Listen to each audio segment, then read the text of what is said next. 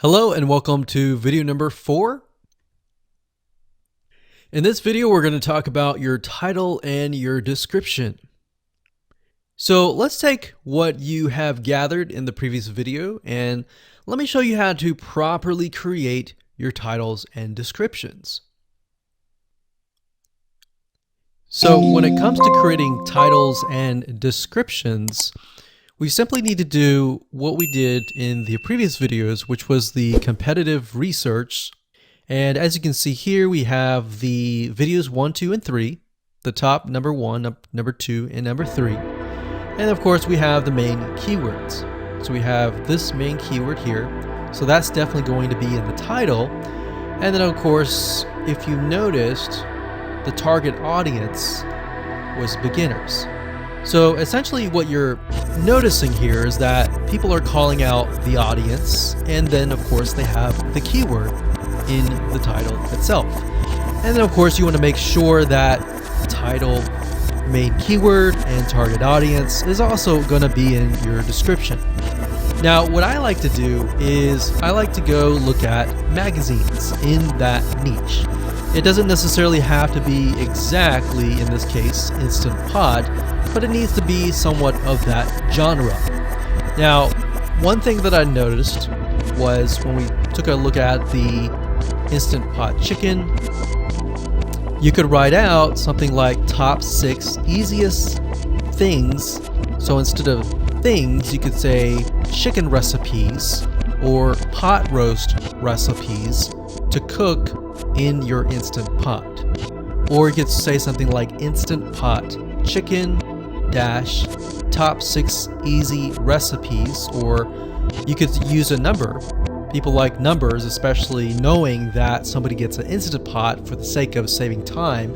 You could say top 6 easy chicken recipes that take less than 30 minutes. Now obviously that's a little bit long, so let's head on over to Google here. So like I said, I like to use magazines. Magazines do a great job in creating titles. So as you can see here, I typed in Instant Pot magazine, and to the right you'll notice that there's Instant Pot's all-time recipes. So let's just go ahead and open that in a brand new window like so. So it looks like we have to pay, but let's just go ahead and click the free sample. So we can see Instant Pot's all-time best recipes. So you could do something like all-time best chicken recipes, or Instant Pot dash all-time best chicken recipes, or all-time best chicken Instant Pot recipes.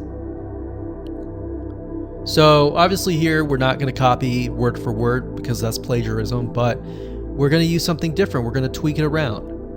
What we're looking here is for headlines. So let's go back here. So it says everyday Instant Pot, 115 delicious, family friendly pressure cooker.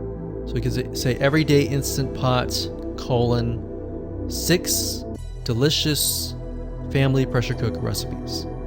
So everyday Instant Pot chicken, as long as the word Instant Pot chicken is in there. So we've got 66 Instant Pot recipes that put your pressure cooker to work.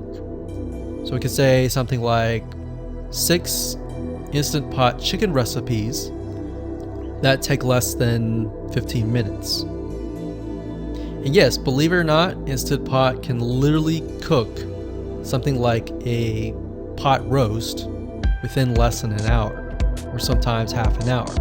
Because it's a pressure cooker, it cooks a lot faster. So that's what I like to do, is I like to take a look at magazines. So it doesn't necessarily have to be Instant Pot in this example. It can be another food magazine. So essentially that's how to create the titles. As far as the description goes, if you take a look at what they've written here, the first one that's ranking really well, as you can see here, we've got Instant Pot 101 for beginners. So you'll notice that they are trying to target the keyword Instant Pot 101 for beginners. So they've stated that in the title, and they've also put it in the description. This is everything you need to know about how to use the Instant Pot in a beginner Instant Pot recipe. So notice that they use the keyword beginner Instant Pot twice. And then of course they got Instant Pot hacks, Instant Pot yogurt, and what they're essentially doing here is they're linking to other related videos. Now, Google's smart enough and YouTube's smart enough to have an algorithm to read the description and think, okay, they've got other videos that they've created that are related to Instant Pot. This video must be good, or this channel must have a lot of relevant information. So we're going to rank it a little bit higher because it's going to give people what they want to see. So now we look down here, it says Instant Pot Chicken. So this is the lady who is ranking really high on Instant Pot, but also Instant Pot Chicken. So it says cook with me as I try a new recipe with my Instant Pot. So we can see the keyword Instant Pot here. And as you can see, the description is really written for the user, but it contains the keywords that are necessary. So you don't need to write something like Instant Pot Chicken or something that's just a bunch of garbled information. You want to make sure that the title and the description attract people first and foremost, and then embed the keywords within. So the third one, we got top 6 easiest things to cook in your Instant Pot, perfect for beginners. So it says, today I'm sharing with you the 6 easiest things to cook in your Instant Pot. So you can see here, the title is here, but the title is also in the description. It says now these are perfect if you are just starting out or even had the Instant Pot for a while. So you can see the keywords that are embedded, but it's really written for the user. And that's the way it should be, because the title and the description will actually show up in the YouTube search engine, as you can see here. So we've got the title, we've got the description. So we want to make sure that the first sentence in your description is catchy as well. Hello and welcome to video number 5. Let's talk about video file optimization. Did you know that all files contain data that tells YouTube what your video could be about? Let me show you. Okay, so the way that YouTube gets an idea of what your video is about is by transcribing it. And for the most part, it can usually figure out what your video is all about if you have voice and speaking in it. Now, you can go one step further by adding the what we call video file metadata.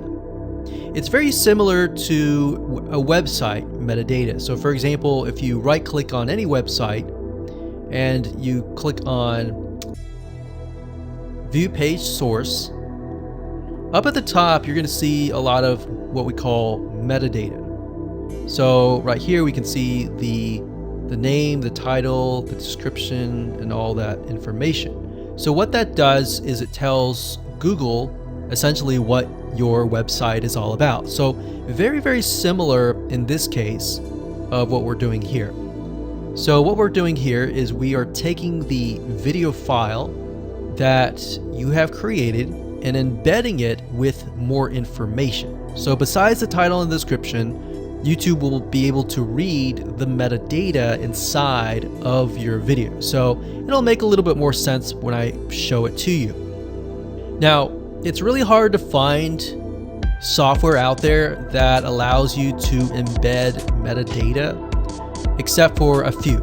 So one of them is called Video Converter by Wondershare, and that is videoconverter.wondershare.com. That's videoconverter.wondershare.com. So if you go here and you go ahead and download up at the top, you will be able to embed metadata. In fact, we're going to be using that for this particular video. Now, there are other software out there like the Adobe Bridge software, which allows you to embed the metadata into your video. Now the reason why I'm using Wondershare is because I feel like it's a lot easier to use. So if you go ahead and download this, we're going to open this here. And what I did was I clicked Add Files and I chose the file.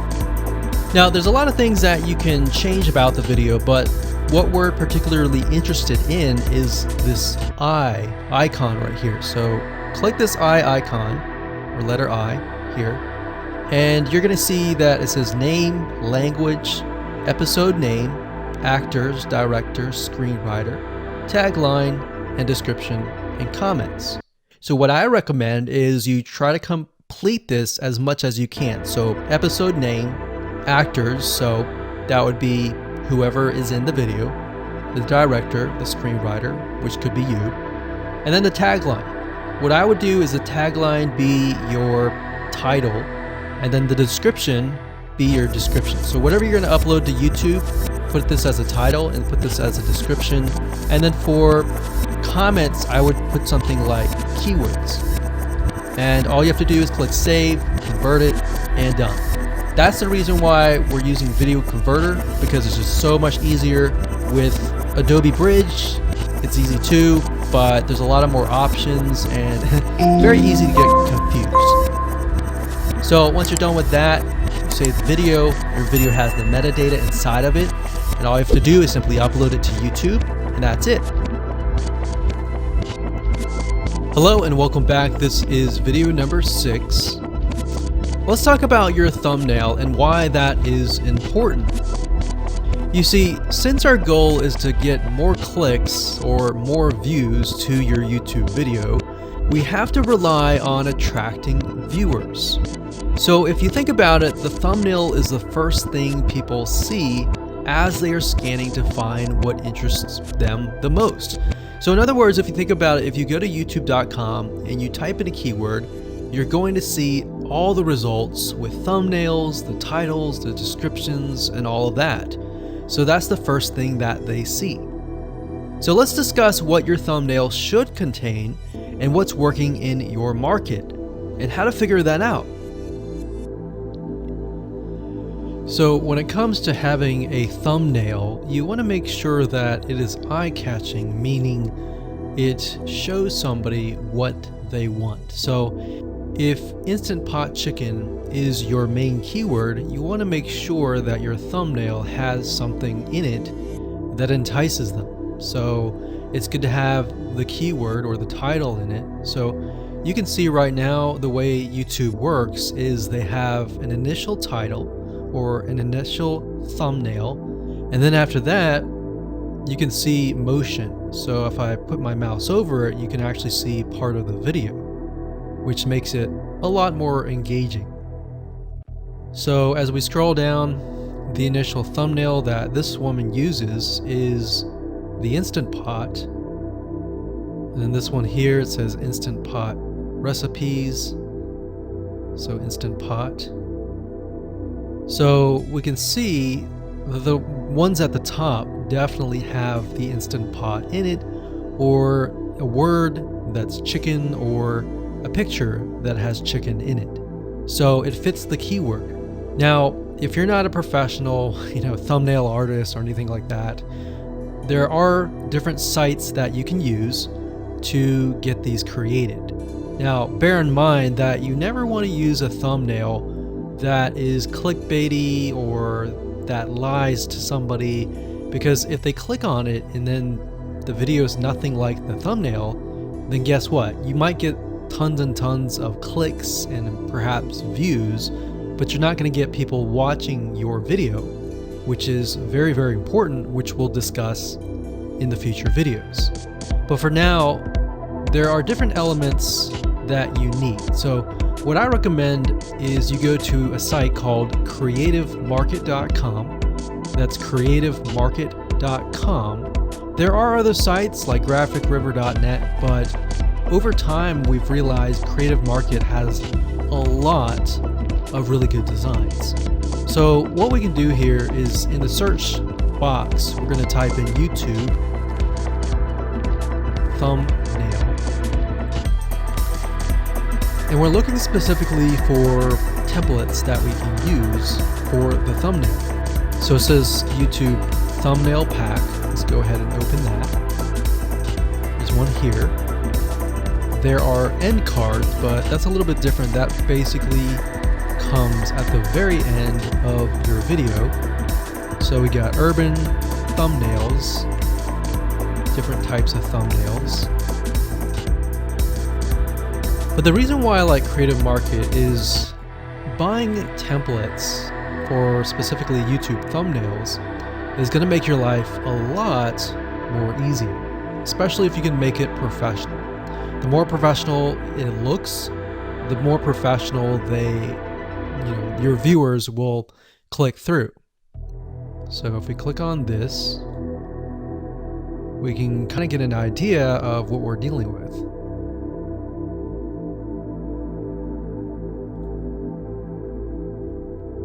And here's more thumbnails here as well. Now, over time, we've realized with YouTube thumbnails, more and more designs are becoming minimalistic, meaning it's not too fancy, but it's got just enough information to tell the person what it is all about. So it could have text, it could have pictures, but you really need to know what your YouTube video is about before you can create your thumbnail. In fact, I recommend that you create your YouTube video first and then you create your thumbnail so that you can make sure that you attract the right person. Now, what we found a little bit of a technique is to create a thumbnail that is related to essentially the end, meaning if you're creating an Instant Pot chicken recipe, you might want to show the chicken already cooked. So essentially what people get if they click through. So that way people think, oh, okay, this looks really nice, I'm going to click through, and they're more likely to actually watch all the way through to the end. And that's what we want. We want people not to just click through, but to watch all the way till the end. And that's actually going to help us with the ranking. Hello and welcome to video number 7. Let's talk about video length in more depth. So the big question is, how long should your video be? While yes, most folks have said that your video should be short due to attention span, and that's something that we've talked about in the past, and that definitely worked in the past, and that still is true that people's attention span are short. But today, in terms of YouTube, your video length should be longer, and here's why. Did you know that YouTube ranks your video based on how many minutes your viewer watches? We talked briefly about this in video number 1, but I want to talk about why that is the case. Statistically speaking, most people that we have found, based on statistics that we have seen in YouTube, most people watch about 50% of a video. Even the people that are interested in a video, they watch 50% of a video. So if that, in this case, is a 5-minute video, an average viewer is only going to watch about 2.5 minutes. Now, here's why that is important. If you're competing against someone who has a 30-minute video and their viewers watch 15 minutes, which is about 50%, well, guess what? Even if they can have less viewers than you, they're going to beat you because they have a longer video. So if you got the 2.5, they've got the 15 minutes, they can send less people and still beat you. And YouTube will favor them in the end. Now that, of course, is assuming that the views are legitimate and people are actually watching. And that's why user experience is so important. So to give you some real life practical application, let's hop on over to YouTube and I'm going to show you proof that this works. Okay, so let's take what we learned and what we just discussed and apply it to some real life practical application. So if we head on back over to youtube.com, we type in the keyword Instant Pot recipes, we can see this one, and this one. So let's go ahead and open these up. So we got this one, and this one. So that's 1, 2, and 3. The first one has about roughly 8 minutes or 9 minutes. We'll say 9 minutes. The second one has about 27 minutes. And the third one has about 20 minutes. Okay. So essentially the second and third have about double the amount of time. So like we talked about, most people watch about 50% or less and then they quit. That's the average, right? So if that's the case, this person here, even though they have more views, see that? 800,000 views, even though they have more views, they're competing with somebody with a 30-minute video. Essentially, it's 27 or 28, but close to 30. So if we round that, we'll just say this is 10, this is 30, and this is 20. All right, so let's keep it at even numbers. So if that's the case, there's 4 minutes here, 15 minutes here, and 10 minutes here. So this means that the person with the less amount of minutes, they're going to need a lot more views and a lot more people watching. So in total, if this person has, obviously this person's number 1. But what I'm saying here is because YouTube looks at how many minutes are watched, if this person had 800,000 views and this person had only half of that amount, but had more than double this amount, this person right here would most likely rank higher. So see that? Only 100,000 views, 15 minutes. This one here, 20 minutes, only 6,000 views. So you might ask, well, shouldn't this be maybe number 1? Not necessarily. If we really look at it, so we've got 800 times 4 minutes, and that's not going to be exact. I mean, we could even take 500, and this is definitely going to be number 1, and this is definitely going to be number 2 based on the information. But this person, because they have a long enough video, even though they have less amount of views, they're still able to rank pretty high. So this is based on one of our YouTube channels, which has over 9 millions of minutes watched, and based on that, that's what we've seen. Now there's other factors like likes, dislikes, comments, and other things like that, titles and descriptions, but that's a big huge ranking factor because it legitimately tells Google and YouTube, hey, this YouTube video is legit. Not only people are clicking on it, they're actually viewing it, and they're viewing at least about 50% on average. So that's why the video length is important. Now, you don't want to make a long video just to make a long video. You want to make a video that has really good content, and that's the goal. It's not based on spammy backlinks or anything like that. It's based on providing real value. Hello and welcome to video number 8.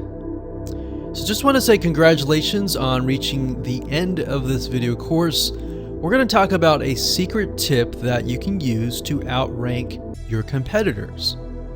So we briefly talked about why having a longer video was important, right? So one secret tip that we can give you is that what we have found that works is the following.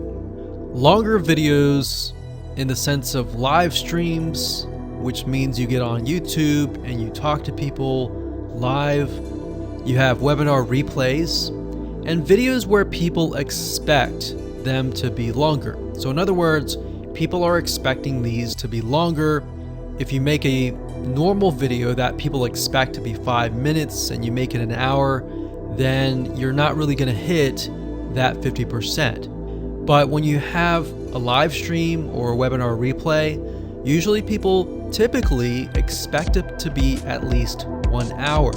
So because people expect it to be 1 hour or longer, they expect to take time out of their busy schedule to actually watch your longer video. And what we found is these work really well compared to the average video. So let's discuss what you need to do in terms of software or even web applications that you need to create live streams and webinar replays. So in order to create a YouTube live stream, you're going to need to have a broadcasting software. There are many. You can go to YouTube and type in live stream, how to set it up, and there's a lot of videos on that. But this is one particular one that we have used and that has worked really, really well for us. It's called Open Broadcaster Software, and it's free, best of all. And that is located at obsproject.com. So as you can see here, there is versions for Windows, Mac, and Linux. So it's simply as easy as downloading and you can start streaming. So the reason why you need this software is basically what it does is it connects to the YouTube live stream system, and when you're ready you click record and you're good to go. Now I'm not going to go in depth on how to use this product just simply because there are so many different options and so many different ways of using it. Now like I said, the tip is when outranking your competitors to have longer views. This is good for kind of a face-to-face talking head type long video. Now, if you want to use a camera, you can do that. If you want to do something like screen capture, meaning you're going to show your screen, then you're going to want to use something like GoToWebinar. And you can go to gotomeeting.com/webinar to do that. Another tool that we have used, which as of now, it is free, and who knows, it could change. So GoToWebinar does cost money, but it's a nice way to kind of engage with people. So this is the route that I would go if you are engaging with people. If you're not engaging with people and you're simply doing screen capture, there is a tool called Use Loom. Let me show it to you. So useloom.com. Loom is essentially a Chrome plugin. And what it does is it allows you to record your screen. It's super easy to use. In fact, it's super, super fast. It's so fast that you can literally start recording, and within seconds when you're done, you'll have the video in hand. And you can download the actual video file to your computer really fast. So those are the three options that I would go to, and really depends on the avenue that you want to take. So like I said, create a longer video, but just don't create any content. Make sure that the content is valuable, because you want to make sure that people watch all the way through, or if not, watch at least 50%.